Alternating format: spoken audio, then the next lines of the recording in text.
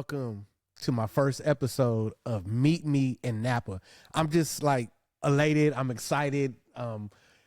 Exuberant. I don't know all the words that I can, find in my vocabulary to just say what the journey has been like for me to come here today or to even get here to this point. I want to thank my boy Philip behind the camera. You can't see him and you probably won't see him, but he's the man. I just want to thank him for, just allowing me to do my thing here and just start a great new journey. And I'm excited just to, take over this content space, the world and everything else. And, sky's the limit for 2025.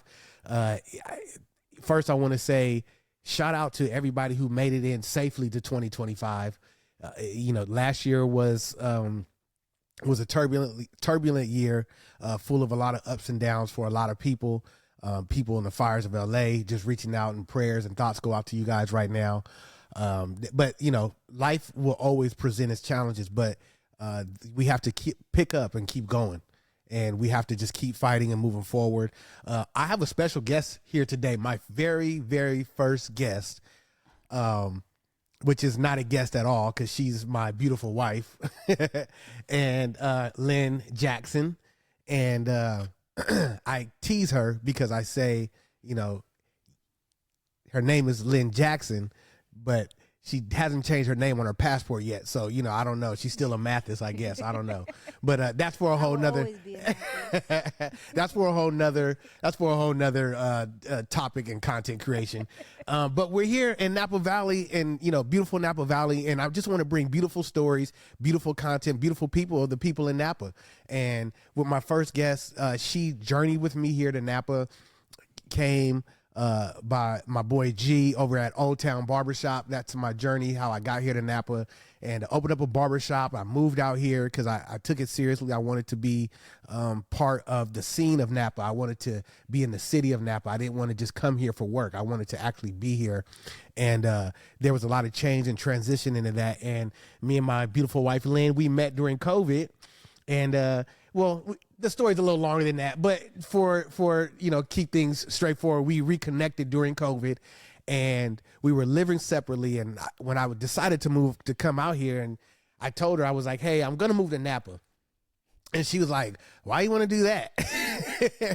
And I was like, "Hey, I'm going to start this barbershop, and I'm gonna move out there. I want to be close." And she decided to come with me, and I just don't think that the journey would have been what it was without you. And so I'm glad that she came. And like any relationship, any marriage, you have your ups and downs and you have your challenges, but I couldn't see it going any other way. Even though some days I do think about it going other ways.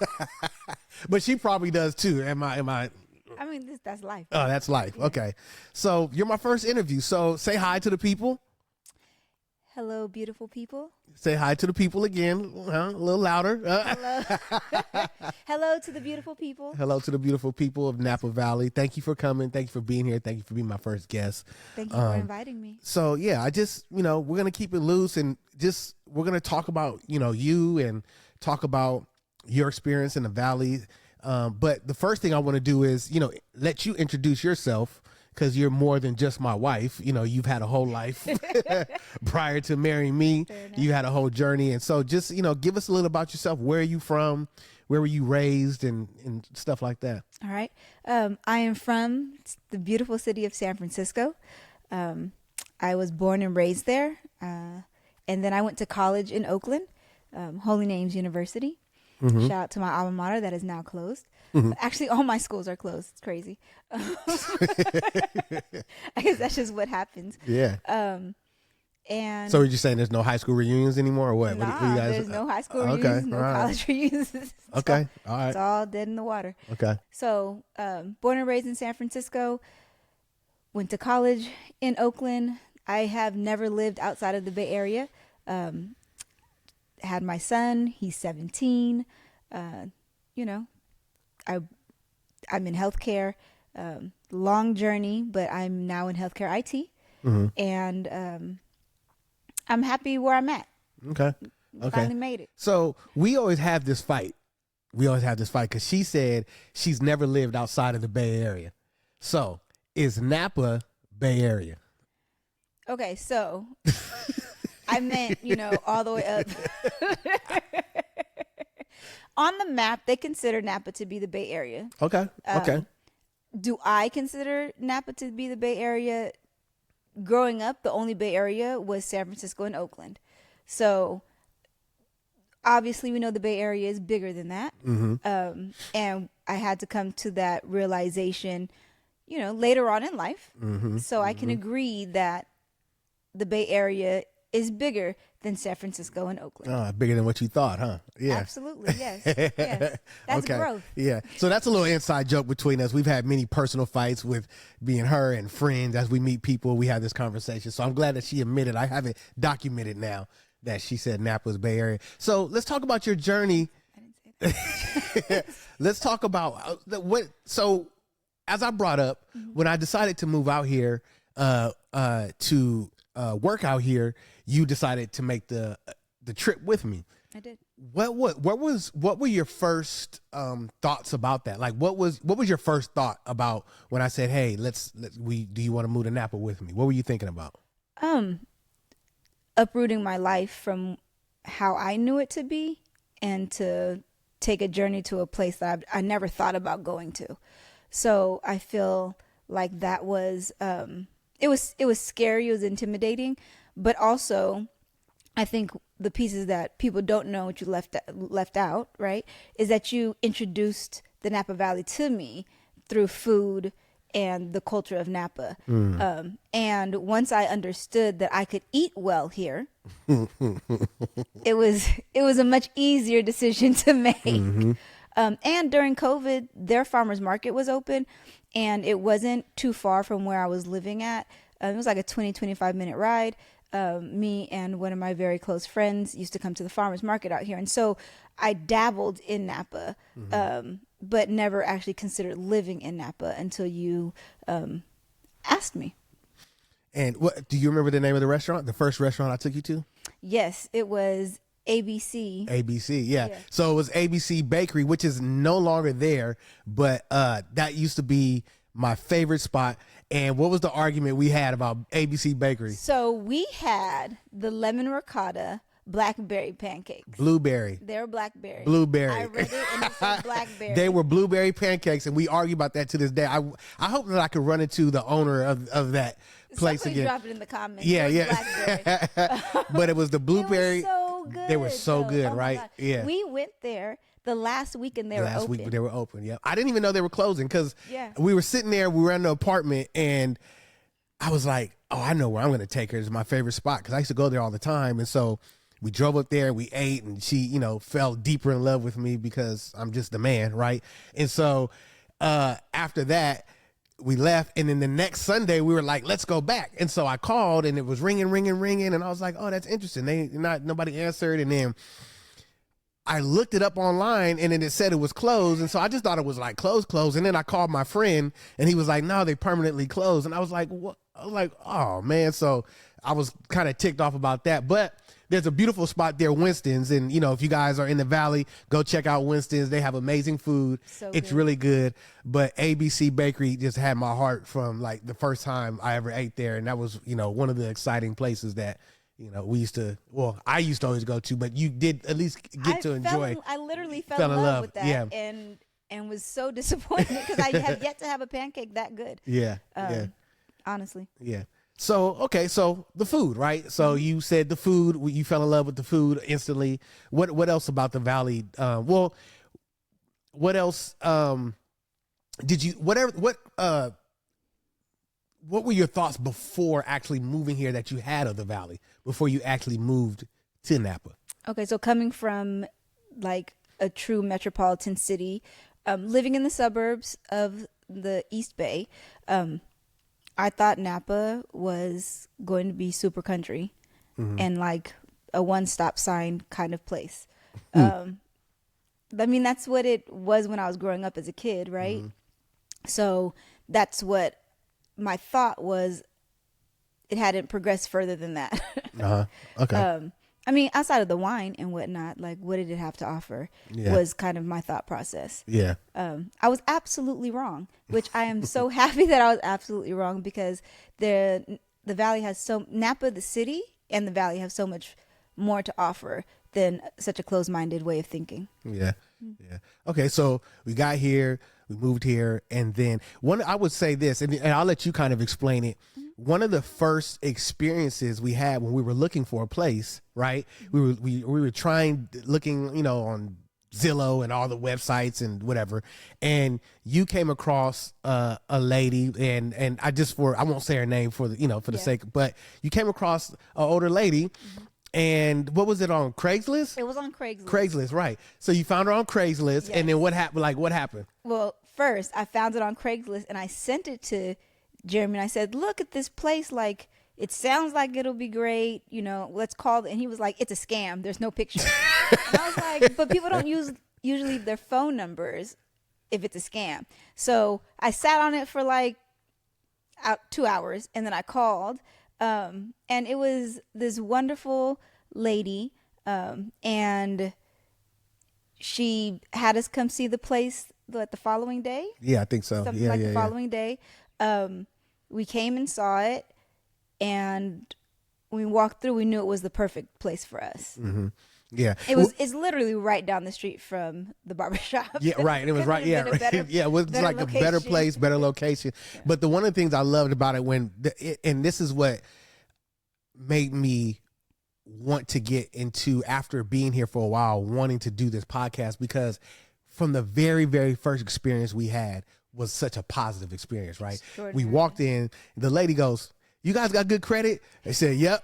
And we went and pulled our credit. We showed her. She said, "It's yours. You got the money?" Yeah. We gave her the money, and we just moved in. It wasn't like, oh, we got to do all this background and none of that, right? It was so simple and easy. Yeah, and listen, I want to be honest too. This isn't just about only being like, ha ha, fun. We're Black and we're coming to Napa Valley, right? We didn't know what our experience was going to be like, right? Not at all. People always say that. Even our friends are like, "You guys moved to Napa? Like, what's that?" And our very, very first experience was just she was like, do you got the money and do you got good credit? That's all that. Welcome to Napa, right? So, exactly. Yeah. And then we were moving in the next week, right? So we rented our movers and all that kind of stuff. And the ABC experience, that was probably a year prior to actually us moving in, or some months. It was 10 months. Yeah, so almost a year prior to this actual experience, right? So anyways, so that was our first couple experience, which I already been in the Valley and I knew it was an awesome place, but for her to join forces with me on, to come along, for that to be her first experience was dope. So we did that, and then we moved in. So we move in, we settle down, right? We did. What was the next thing about the Valley that you learned, or that you made you fall in love with it more? The people. Okay. 1,000%.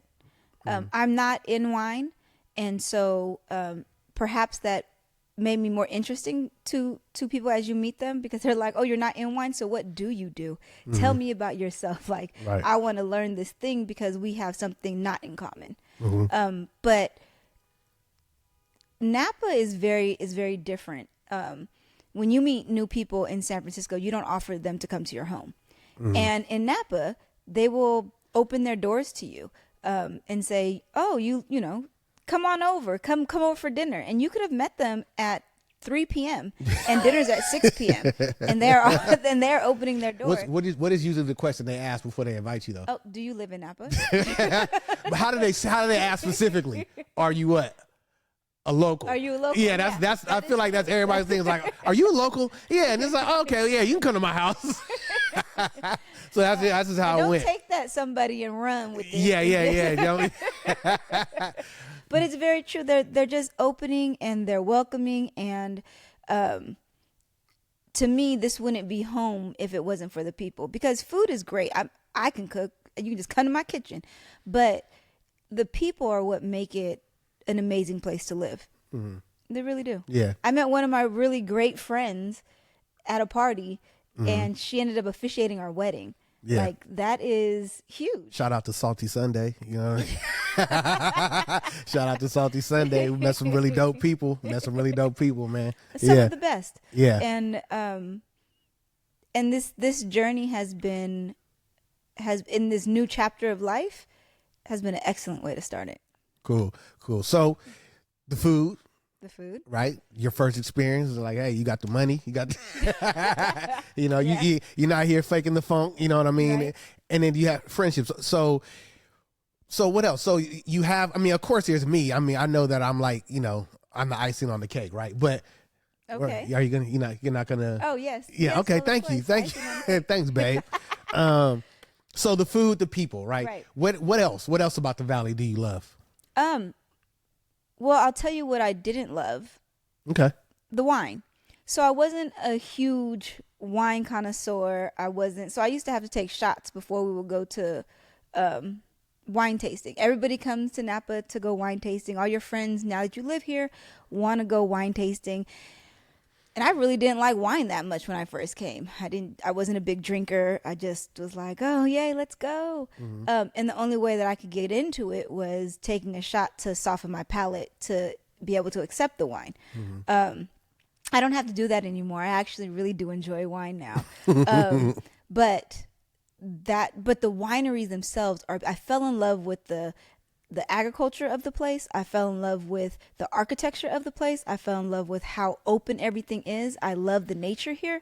So just because I didn't like the wine when I first came didn't mean I didn't enjoy the wineries or I wouldn't have gone to them. So I also love that aspect of the Valley, that you are really, how I look at Napa itself is that it's a country town that met a metropolitan city and it had a baby, and that is Napa. You have some of the best food in the world, some of the best wine in the world. Partner that with some of the greatest people in the world. So tell me what else about the Valley that you love. We covered the food, or we covered the wine, and we covered one restaurant, right? Yeah. And you said that you didn't like wine. I didn't even really know that. I don't think I really knew that about you, that I knew you weren't necessarily a wine drinker, Right. But I didn't know that you did not really care for the wine. Yeah. But obviously, after being out here for a while, you've grown an appreciation for wine and different things. Yeah. What was it about? Like, was it the experience coupled with the drinking of wine that made you enjoy the wine? Was it that you just, I mean, how did you grow to start liking the taste of wine? Like, what was? I think you just keep doing it. Just keep doing it. It's offered at every meal. Yeah. We're eating at people's homes. We're bringing bottles of wine. We're drinking them, and over time, your palate just grows. Yeah. I think it's the same as as a young child when you don't like vegetables, but as you grow up, you start to like them. I still don't like vegetables. That's not true. He eats all the vegetables I make. So, I eat them. I don't say I like them. Yeah. But I think it's in that similar fashion. As you are exposed to things more often and more consistently, you then either you grow to like that thing or you realize I just don't like that thing. And for me, champagne, as an example, was really dry, and I just always associated it to bad breath. And one day I went... It's very true. Okay. And one day I went wine tasting with your cousin, and we went to Chandon. And I realized maybe in the second tasting, like, oh wow, this is delicious. And ever since then, I've learned to have an appreciation of champagne. It doesn't taste to me like bad breath. I don't know what happened, but whatever happened, it was just the timing of that thing. So the more you tried it, and probably even the education maybe behind it, right? I don't know, would that help influence? Because I think with wine, which is interesting, is that when you're somewhere and people you learn to smell the wine and you taste it, and and they're telling you, oh, I taste this, I taste that, which could be true, but I think sometimes you have to be kind of almost educated a little bit about what you're tasting. I think that helped me. Like, before I make the joke all the time, like, before I moved to Napa, you could have gave me a bottle of Barefoot and I was, and I thought I was doing something not necessarily fancy, but I would, would have been different. Now I would I'm a snob now. I just turn my nose up to shit like that. Right. But, now like understanding like the different flavors, seeing, even visiting wineries, I believe was it for your birthday? We went to, where did we go? what was the name of that winery? I can't remember. But it was the one with the case of wine, right? That we got. Yeah, I know, but what was the name? I can't remember the name of it. I don't want to. I'm like, doesn't matter. Okay. The point is, we went and saw. Begins with the A. Yeah. It is an A. It begins with an A. It's not Artesa. No. It's a small mom and pop. I'm actually going to find delicious. it. Yeah, it was so good. It's so good. And so we went and like we got to see the process and how it was made. And the guy took us on the property and he just showed us everything. We smelled soil. It smelled like candy. Yeah, we smelled the soil. And like we saw the barrels and he took us in his back room with all these like big barrels of wine and the oak. And as just learning that, understanding that my senses went along with my taste, which we already know that with food, right? You smell it, but you just never thought about it with the wine. At least I didn't, right? So just having that experience made me to fall in love with the process of it all and everything. And so, but yeah, that was amazing. That was a really dope birthday too. That was a good one. Yeah. Your life has been amazing since you've been with me. So, as well as yours. So I would never deny that. Yeah. So, anyways, we did that. So we talked about the wine and everything. All these things made you fall in love with the valley, right? Absolutely. And I'm gonna kind of gear it because I know there's another thing. There's people come here often. They're like, okay, what do we do after we eat good? We drink good. The number one question everybody always asks is, what else is there to do? You guys shut down early. But if you live here, we know that it doesn't always shut down early. That's correct. Right? There's a lot going on. There's a lot of fun. So what are kind of some experiences you had, like just entertainment-wise out here in Napa? From like just enjoying time with your friends and those house parties that we've gone to, as well as, of course, like the jazz festival. Yeah, the Dave Chappelle Jazz. Yeah, that was dope. That was Robert dope. Glasper. Robert Glasper. Yeah, shout out to Robert Glasper. Yeah, it was. They've been amazing. In the very first year, it was Snoop Dogg, Shaka Khan, and Maxwell. The entertainment part, right? We brought up the Robert Glasper Festival, which we were, privy to be here. I think that happened the first year we moved here, right? That was the first year we moved here. That was pretty dope because, listen, I mean, I don't think Napa's ever seen that many black people at one time out here. Right. That was dope. That was dope. There is something very interesting about that, right? Prior to the jazz festival happening, we went to a show for Dave Chappelle earlier in San Francisco, at the Punchline. Yeah. And he had asked the audience, ask me a question. Any question, just throw it out there and ask. And my lovely husband, what did you ask him? I said, when are you going to come to Napa? And he goes, it's in Napa? And he said, the one question that I would have never thought came out of an audience in San Francisco is, when am I coming to Napa? Yeah. And not 6 months later, he was in Napa. That man was in Napa. Yep, headlining the festival. I wonder if you remember. And then we met him. My wife, she's a little sneaky one, right? So I am not sneaky. We got to get a little. I am just privileged. We got a little backstage happenings going on at that first jazz festival, and he was walking past, and I was like, Dave, remember you at the Punchline? And I was like, when you coming to Napa? He was like, I remember that. It just kept walking. It just kept walking, So that was pretty cool, That was really cool. Yeah. Shout out to Dave Chappelle. That was a pretty funny monologue I saw on Saturday Night Live today too. That was pretty cool. So the entertainment, we had the jazz festival, which was cool. And we had the Blue Note downtown. The Blue Note downtown. We've seen a bunch of artists. Saw Music Soul Child. We did. We saw Chrisette Michelle. Wonderful. We saw a saxophonist there too, or a jazz. I don't know if it was a saxophonist. It was somebody we saw there.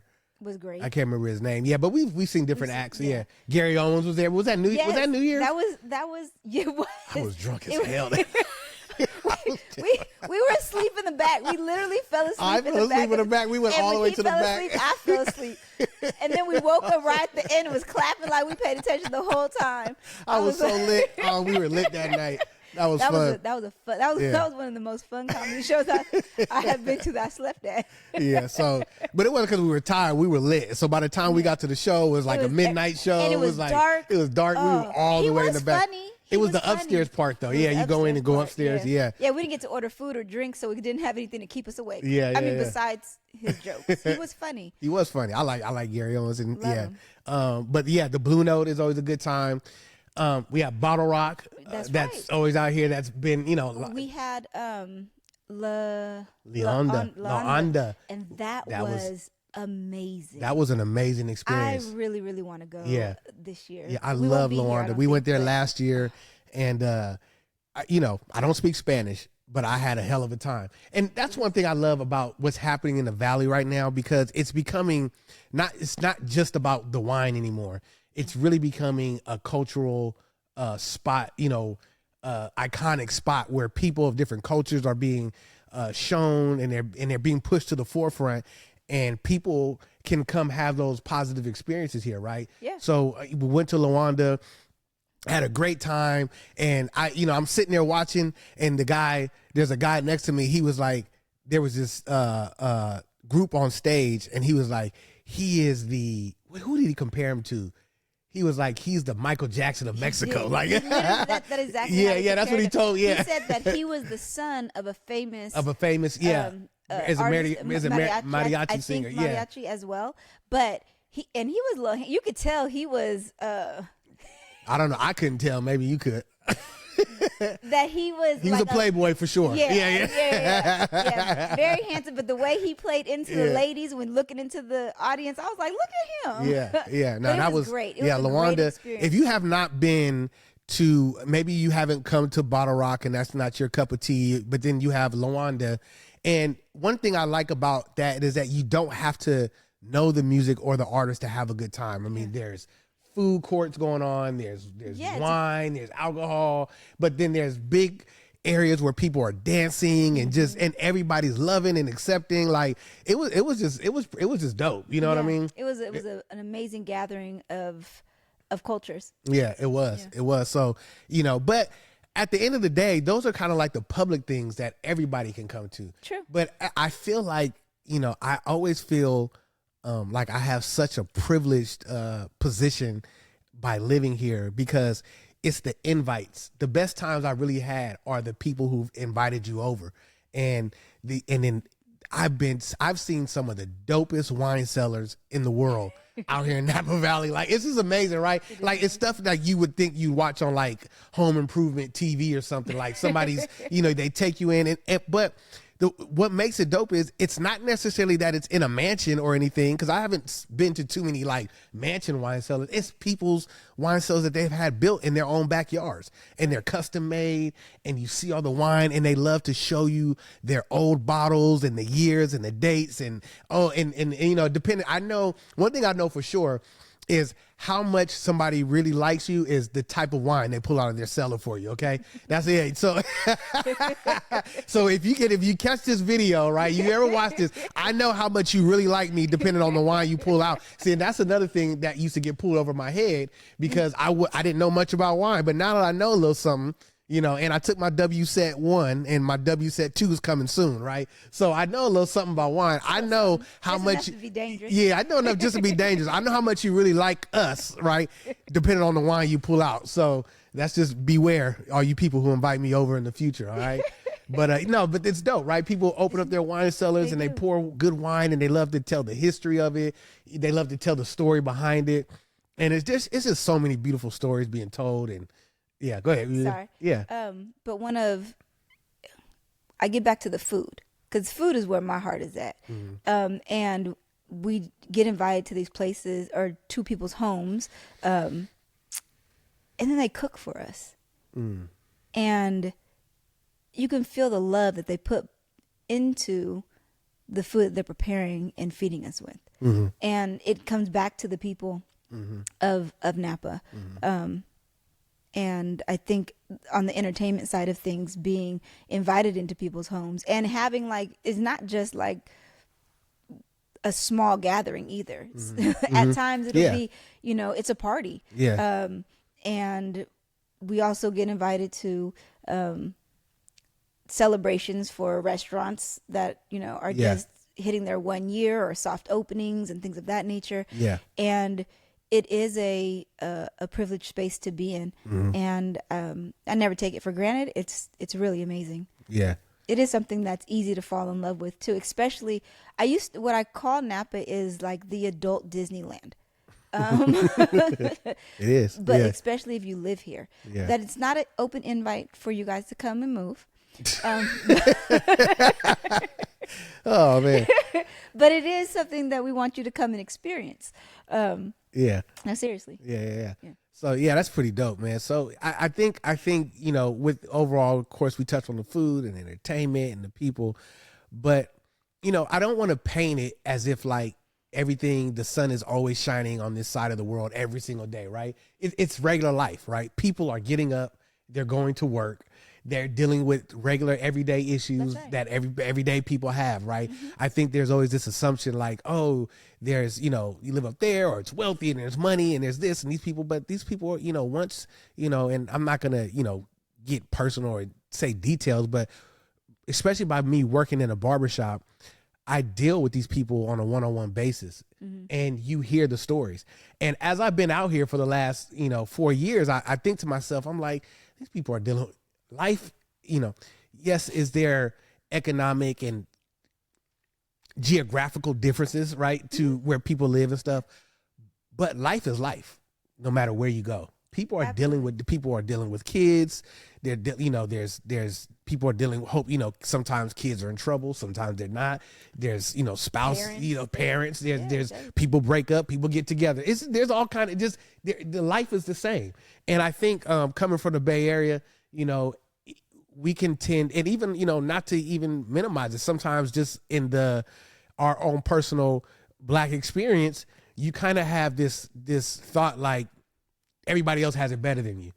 And then you really get to know people's stories, and people had to overcome some stuff, some serious stuff, Life life do they is, say life be life. Life be life. Yeah. And life's everywhere. It's just a little bit better when you have wine to drink. Why life is life, right? Some really, really good wine to drink. And good food. And get some good friends and a good, community around you. Yeah. This is really a community city. I always say that it's once people know you that you love wine or food, or that you live in the area, like you say, they're opening their door. They want to get to know you. The people really want to know who, who's here, who's amongst us. Right. I think that's dope, and if you, are a cool person, and listen, there's something for everyone. Right. There's except for serial killers. Yeah, no serial killers. But there's something for everyone. And I just think it's dope and it's amazing. And so, man, I just want to, is there anything else like about the Valley that maybe I'm not thinking of, a question I didn't ask, or? I don't think so. I think we hit the big questions about the Valley, right? Mm-hmm. Yeah. So let me ask you this, in 2025, what's going on, not even just the Valley, but in your personal life? What are you looking to accomplish? What are some goals you have set for yourself? Or what are some goals that you have set for me that I don't know yet? I'm not sure about goals set for you that you don't know about yet. But get my card here. I might have some questions I definitely might ask you. plan on traveling this year. We did a lot of traveling last year, and so we have to be very specific in our travels this year. Why did we do a lot of traveling last year? Oh, so last year there was a small event that occurred that kicked off a bunch of traveling for us. That's all. Okay, was it small? I mean, it was amazing. But I mean, what was it? I went to Belize in February. Why'd you go to Belize? Oh, that was my bachelorette party. Oh, okay, bachelorette. Yeah, okay. I went to Belize. Okay. I had another one in Sac. Did you drink any wine out there? We actually did have some wine. It was an Argentinian. My cousin Tina ordered an Argentinian wine, and it was very good. Okay. In Latin America, they don't have a lot of Napa Valley wines or wines from France. They have their wines, which I was super ignorant about and didn't really know.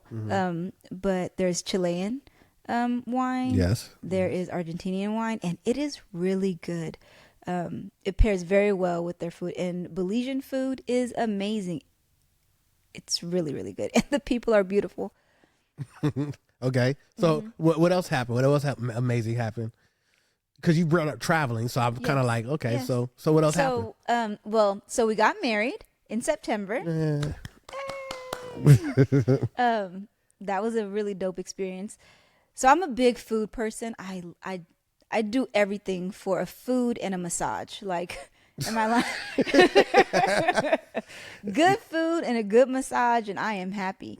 And so I planned our honeymoon, and we were gone for about 5.5 weeks. And we traveled the world. We got married in the city. City Hall, that was beautiful. Shout out to San Francisco City Hall. That was like, and I mean, first of all, shout out to you, because like you planned everything right. But like, I really, I'm one of those guys where she's coming in and she's like, babe, what do you think about this? I'm like, hey, what do you just do it, book it. I don't really, unless there's something that it's my idea, then I'm more intentional about it. But I just trust your planning, because over the years we've taken a few trips and they've all been great. So I'm like, oh, she got it. So as we were thinking about, we knew we were taking this trip. So I knew, like, we were trying to plan and budget around, the wedding. Because I told her, I was like, you could have $30,000 for one day, or you could spend $30,000 on a trip. So if you know Lynn, she spent it on a trip. So and not 30,000. yeah, it wasn't 30,000, but I just used that hypothetically. Right. So anyways, I was saying that you could do that. So she picked City Hall, San Francisco, and it would have never been a thought for me to do it there.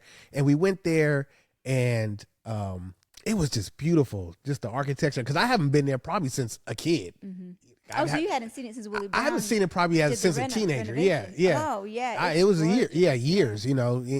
Just so it was a long time. And so when I saw it, I was like, it was amazing. So we had the ceremony there, which was beautiful. And then the next day, we jumped on a plane. We did, with 50 of our closest with about friends. 50 of our friends and family and their kids, and we went had to a Maui. beautiful time in Maui. And what's your cousin's spot in Maui? Where do we? We went to Noalani Cottages. Yeah, beautiful in Maui, right there on the beach. If you ever go to Maui, you got to go to Noalani. Was it Nani? No, now you got me messed up. Noalani Cottages. Noalani Cottages. Yes, it's the best day. Matter of fact, I've been to Maui 3 times. I've never stayed in a hotel. We stay at those cottages every time. At my family's place, yes. So it's amazing. It's right across the street from the ocean. Right across the street from the ocean, and it is. It's so we created a community that week we were there. Yeah. Really did. Yeah, with food, drink, and amazing human beings. Yeah. So with the traveling, I have a theme. Yeah, food, drink, amazing human beings. That is, might have to trademark that. So, we did Japan, and then we did We went to Japan. We went to Vietnam. We went to Thailand. We did Italy, Portugal. We also stopped in Qatar for a day. Qatar for a day. Qatar is beautiful. Oh my goodness, beautiful. We went to the Arabian Sea, because you can only enter it 3 places in the world. Yeah, and Qatar is one of those places. One of the things that was dope about that trip too is we everywhere where there was an ocean or a coast, we went to the ocean, and we had to stick our feet in the sand. That's right. And look at the ocean, touch the water, and we'd say prayers, and because probably need a lot of prayers for me. Anyways, no, but it was beautiful, right? We did that, gorgeous, yeah. But the reason why I wanted to kind of touch on the travel, because once we got to Italy, when we started drinking the wine in Italy, so good.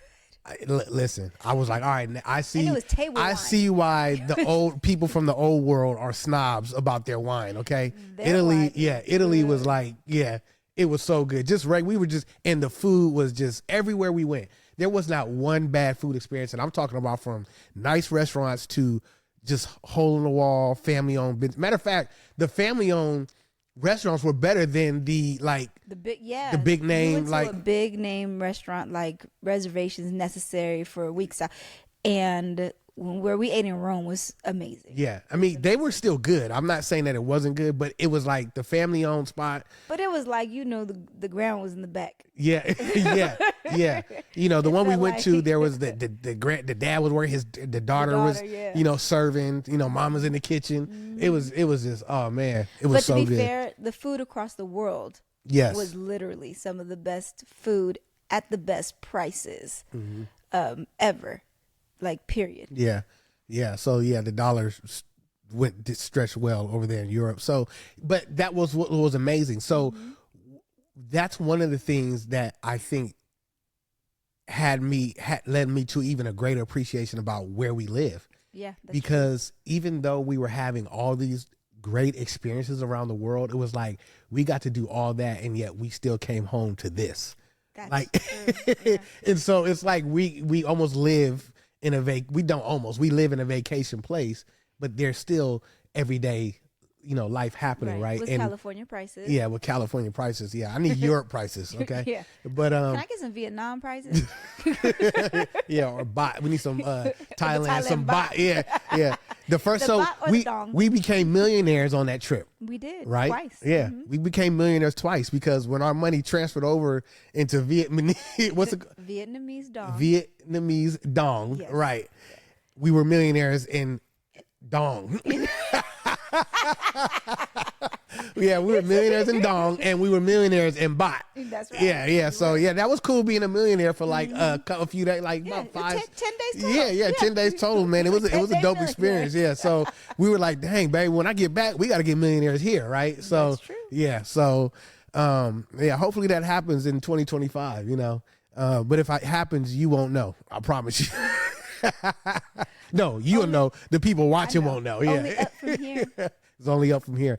But I would say that, so that's what led me to want to get my take the W set when we came back, was because of our traveling experiences. And just once people knew, remember we were at that restaurant and I told the guy we were from Napa, and then he was like, what kind do you want? I said, I want some Pinot. He said, oh, of course, you're from Napa. And so he threw his shoulders and was like, that was at the Michelin restaurant that we ate at in Bangkok, right? No. That was the one in Italy. That was in Bologna. Oh, in Bologna. Yeah, that was in Bologna. Yeah. The one in Bangkok though was dope. Fire. Yeah, that was in a huge mall. There's this new mall they built right there in Bangkok, and I can't. I think it's called the Siam something. Yeah, but it's like luxury, and there's like they have a Porsche, like Porsches in there, and it was like I was looking at those like we were gonna get one. Had all the same store. But it was crazy. H&M was in there, and all the Zara, all the American stores were in there, right? Well, I don't even know if those are American stores, but the same stores here or there. Yeah, and those were dope. And we ate at this restaurant, and it was one of the best, food experiences we had there. So it just, once again, we could probably talk a long time about that. Yeah. But at the end of the day, being here first helped me to appreciate that even more. I can agree with that. Yeah. And then also it led me to appreciate home even more.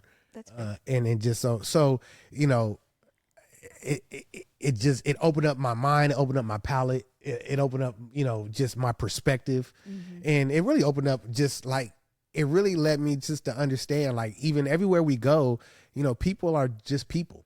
Right. That's what I was getting to when you were. Yeah. That's the one theme that I think ran through our entire travels, is that everybody is just living their lives. Just trying to survive. Yeah, everybody's surviving. They do the same exact thing that we do over here. We just don't have the same insight because we're living our life here, and they're living their life there. But going there and seeing it, it's definitely a familiarity. You know this song and dance. Yeah. So.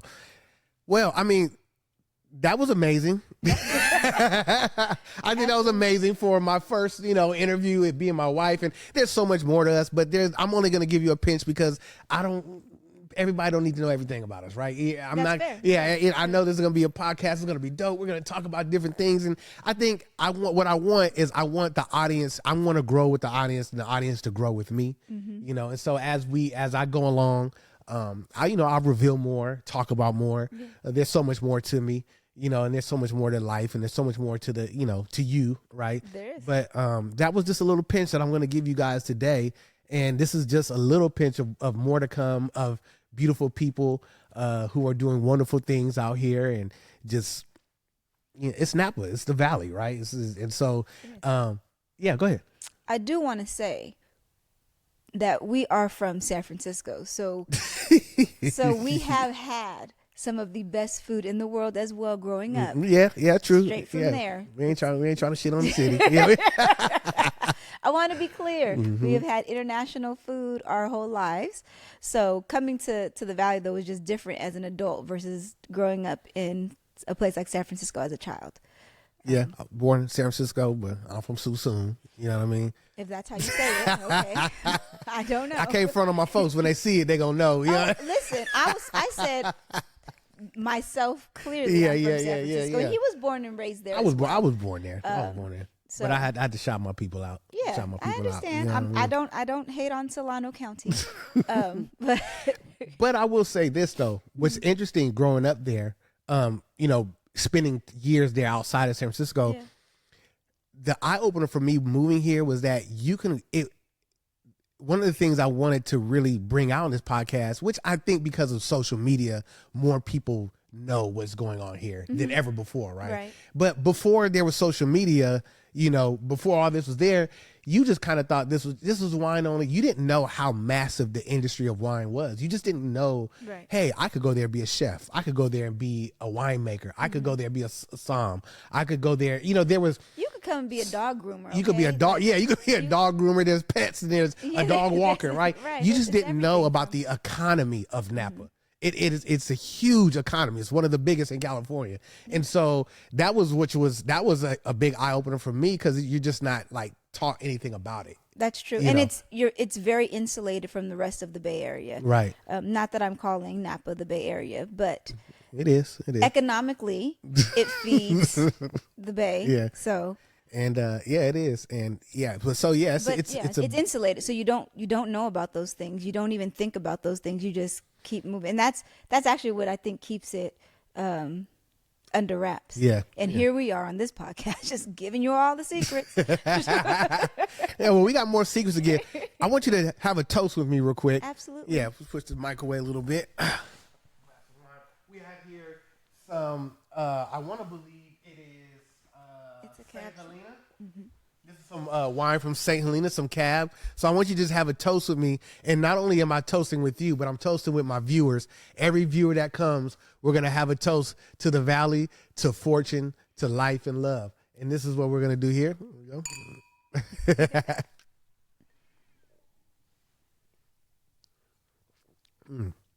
No, that's that opened up well, huh? It did. That's good. Mm-hmm. Yeah, so thank you guys. See y'all. I like it. See you guys on the next episode of Meet Me in Napa.